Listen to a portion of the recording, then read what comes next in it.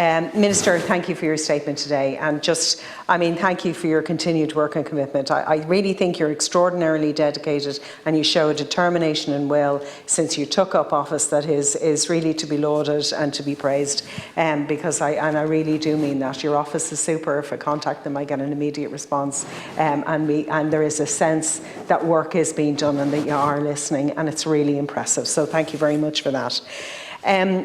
The progressing disability services for children and young people, it is great in the services that it provides, in the way that it is planning for. The whole notion of having it in an equitable and a consistent manner is fantastic, except that in the here and now there is nothing but inequality and inconsistency. I see incredible political will. I've seen it previously with my own party colleagues when they were leading government. I see it in our shared three-party government. We have committed eye-watering budgets to all of this, and yet we continue to have a problem. So Minister, one of the first representations I had, and I brought this up with you before, was for a mother with a newborn child with Down syndrome. And she had a scenario set out before her where she had to make applications. Each application, she had to prove that her child needed.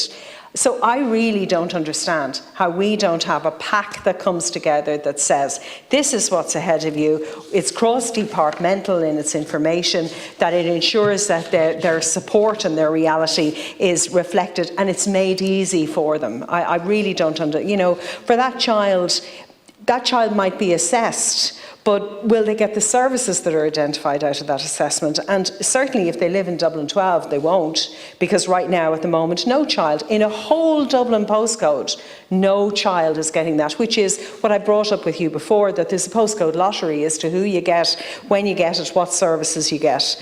I get email after email after email from parents who can't understand how early intervention windows are being missed, that someone has the gall to send them out a letter that tells them they're on a waiting list for an OT that they'll get in 2024.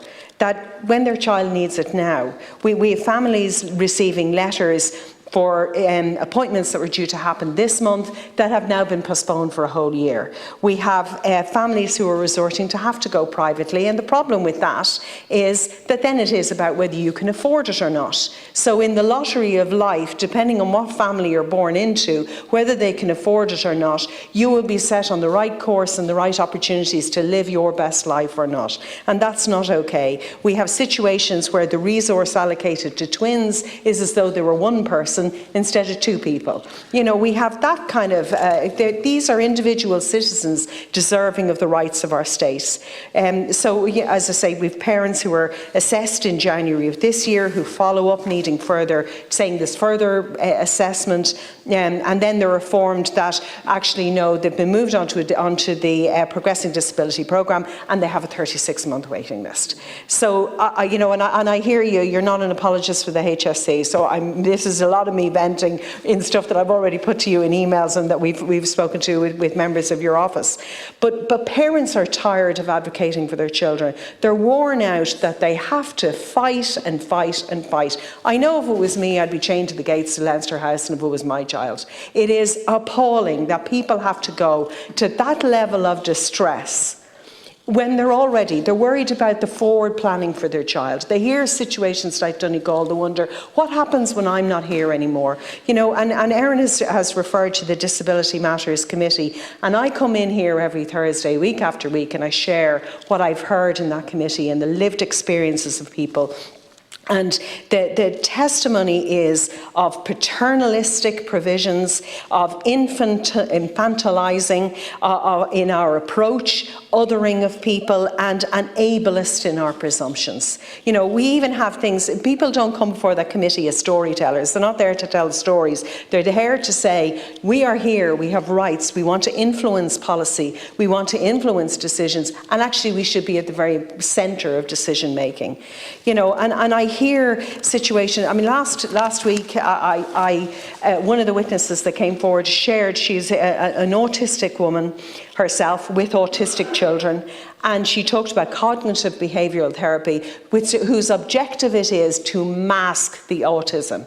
And she used the term eugenics, something I never thought I would ever hear in this Oireachtas, in this state, since its foundation.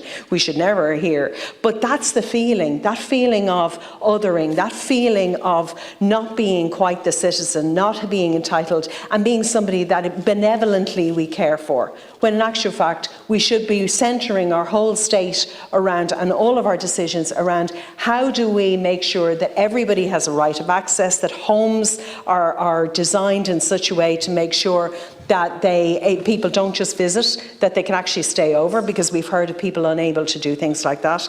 I believe, for what it's worth, I believe the Minister for Disabilities should be a full cabinet minister, shouldn't be a Minister of State. We should have, because such is the value, that we need to make that statement, and we need to give you the autonomy to make all the decisions and command the power and budget that you deserve to bring home the determination and will that you have set out, and I believe that that's where we actually need to go with this.